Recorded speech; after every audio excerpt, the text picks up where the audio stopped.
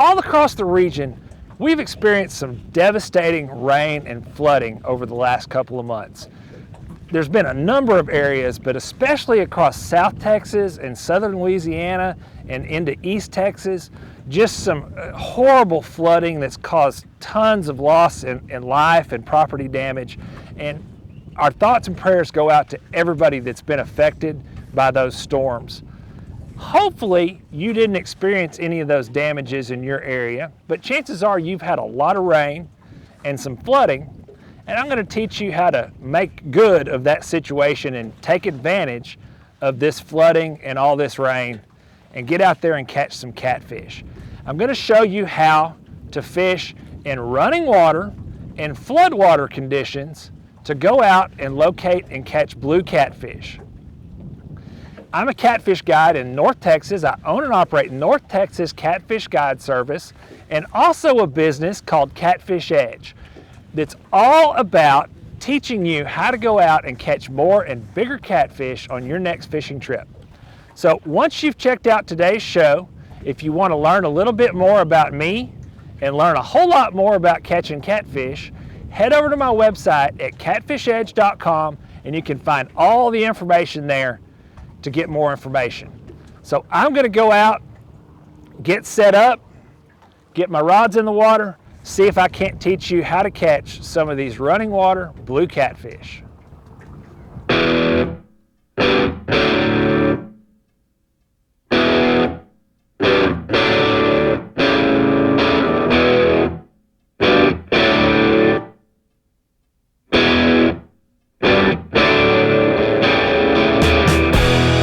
Big fish, but certainly a good heap of blue catfish there. Great for a fish fry. I moved up in this running water. It's just pouring into the lake here from all these recent rains, and just anchored up, fanned my rods all around the boat,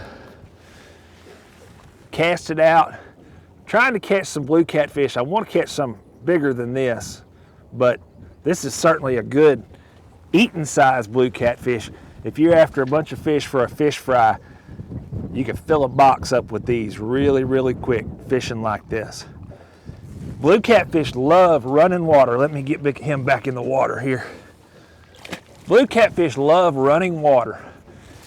When you get these big rains, these rivers and creeks get up out of their banks. You get all sorts of food sources washing into the water, worms, insects, all kinds of stuff that catfish love to eat, and they're going to flock into this moving water. And this is a great way to catch numbers of blue catfish as well as some bigger blue catfish as well. There we go. Got another one. This one might be just about the same size as the other ones I've caught. I'll try to keep him out of my anchor rope here. This one's a little bit better fish. Not a whole lot, but it's a little bit better. I'll take it. I like to catch them all. There we go. Another good size blue catfish. Again, another one, just if you're trying to fill up a box of fish for a fish fry, you can't beat those fish like that right there. That is a good blue catfish for eater fish, and a lot of fun if you just want to get out and catch fish. You catch those all day long. They put up a good fight. So what I've done here is real simple. I'm using a 3-ounce no-roll sinker. That's going to keep your weight from moving around a whole lot on the bottom, keep your bait in place. If you got a whole lot of water running in, you may have to adjust that sinker size and go with a bigger sinker.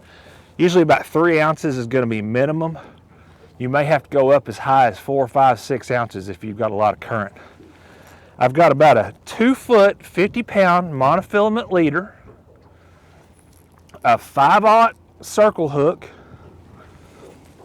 and a little rattle on here. This is a product I designed with Whisker Seeker Tackle called a Versa Rattle. And what that does is moves around, creates noise and vibration. It really helps draw those catfish in, especially in this muddy water. It gives them something to lock in on, find that bait.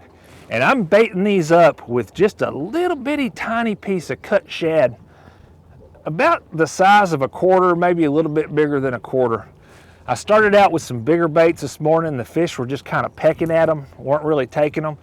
So I downsized my hooks, downsized my baits, and I started catching fish immediately. Got another one on here.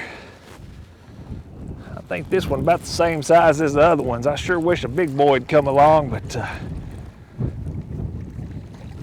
yeah, this is a little bit better fish than the other one. They're getting progressively bigger. Maybe that's a good sign. Maybe that's a good sign.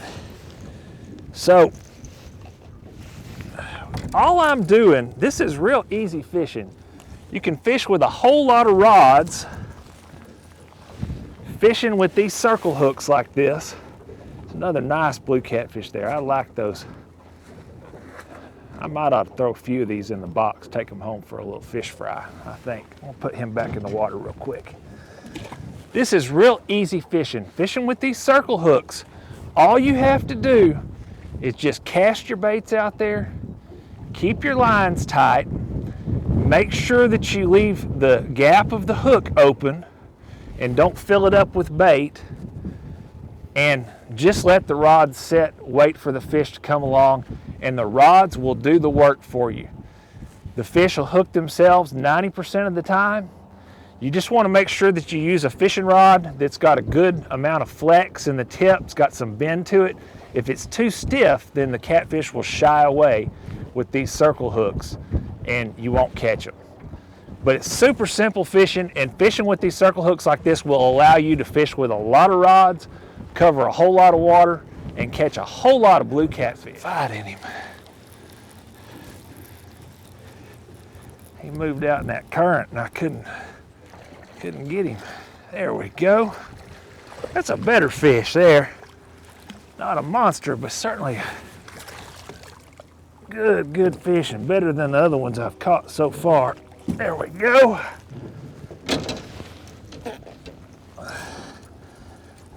Get him off the hook here. There we go. Another nice blue catfish there. Now, one of the things you want to remember if you're fishing like this in this running water is to move in and anchor up, get your baits out there. You should have a fish on the line, or at least have some bites, within about 10 to 15 minutes at the very most. If you're not getting any activity, you don't have any bites, you haven't put any fish in the boat, you need to move. Don't sit and wait the fish out and wait for them to come to you, because when they're here in this moving water, you're going to catch them, and you're going to catch them pretty quickly. And usually sitting and riding them out is not going to do you any good.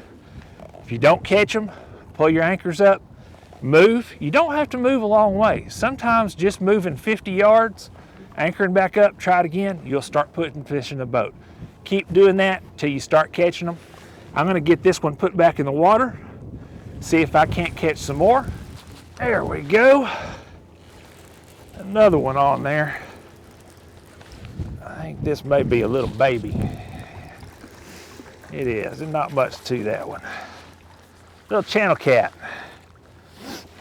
Every once in a while when you're fishing like this, you'll come across some channel catfish. This is the only one I've caught today, but you know, you'll primarily catch blue catfish. This channel catfish will just peck at these baits and just really wreak all kinds of havoc, cause problems for you. I'm gonna get this one put back in the water, see if we can't catch another one. There we go. Another one on there.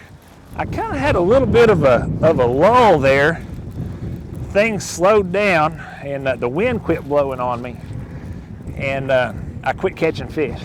And just about the time the wind started blowing again, we got a little bit of chop on the water, then they started biting again. And that's real typical of catfish. A lot of times, you know, fishing in lakes and reservoirs, the wind has a big impact on the catfish bite. It's always easier to catch catfish when the wind's blowing, when there's some chop on the water. And again, that's just another good eater-sized blue catfish. Great for some table fare. A lot of fun if you want to catch some big numbers of fish. Here we go. This is another one. I caught this when I was reeling in to check my bait. This one hit right when I was reeling it in. Another one like a cookie cutter. I caught 7 or 8 more of these just like this. And all right about the same size.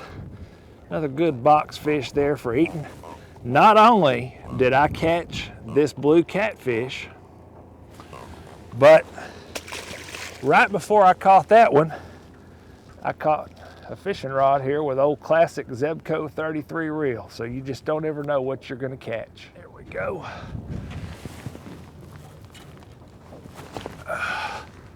Oh man, what's he done here?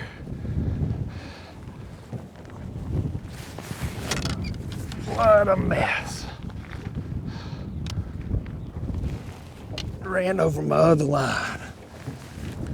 Now he's gone back the other way. There we go. Another blue catfish up in this running water. I really expected them to be a whole lot thicker in here this morning and better fish, but it got pretty cool last night, so I'm not real surprised. But you know, I can't complain at all because there's been probably 20 fish at least I've hooked in an hour, and that's good fishing right there. You can't ask for much more. That's another, you know, good solid box fish, blue catfish. Great table fare, a lot of fun fighting, especially on light tackle. It's another fish here. I seem to be catching more fish kind of out of the sides of this channel. Boy, that thing's fired up. I'm anchored up here kind of in the middle of a big washout. Another good blue cat there. There's a big washout here where when the river floods, the water comes off on the side and flows through this area, and it's kind of like a little channel almost. And I'm anchored up right in the middle of it, but I'm casting my rods all around the boat here, and I seem to be catching more fish out way off the sides of the boat where all the grass and the flooded vegetation is.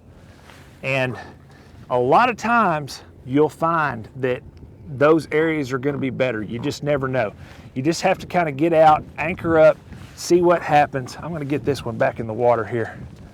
Oh, I got another one on right here.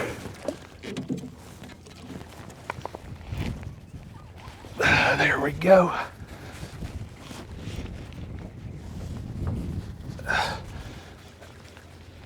Well, shoot. I think he's run me around a stick or something here. This is a better fish too. He was pulling drag.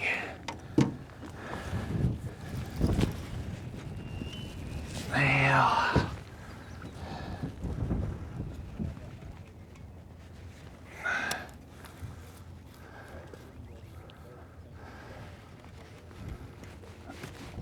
he's hung me good. Hung me good. All right, I'm gonna move. It's still on there. I feel it pulling, but I can't get it loose.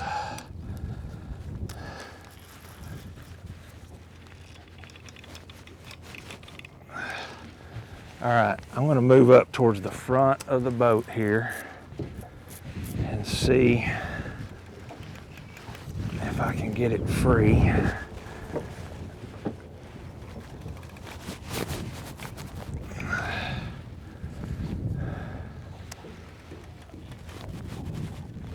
Man, that's a good fish too. I can feel him pulling. But he is stuck right in the big middle of that brush. Okay, so here's what I'm going to do. I'm going to give this fish a little bit of line and just let him sit for a minute. Sometimes if you'll do that, these old catfish will just kind of work their way out. So I'm going to do that, see if I can't get this one in the boat.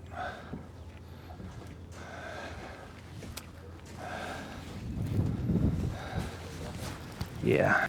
Oh, I think he came off. Or he's swimming at me. No, he's swimming at me. There we go. I moved a little bit. I just sat in that one spot all morning long and never moved. And finally, the fish just kind of quit biting. They came to a standstill, and we weren't getting any more bites, weren't catching any more. So I moved about 100 yards and just anchored up here. I hadn't been sitting here but about maybe 45 seconds, and we've already got a fish on here. Another just kind of cookie cutter fish from those other ones that we were catching. Right about the same size. Again, good eating size catfish. If we were going to keep these, put them in a live well for a fish fry, I'd probably have 25 or 30 right about this size in there at this point, and a handful that are about twice this size. Thanks for joining us today. I hope you learned something about catching these blue catfish in running water and floodwater conditions. These techniques will work anywhere across the region that we have blue catfish. If you want to get more tips, tricks, and information to go out and help you catch more and bigger catfish, learn about the gear and techniques that I've used in today's show, head over to my website at catfishedge.com. If you'd like to come fishing with me on a guided fishing trip, head over to txcatfishguide.com.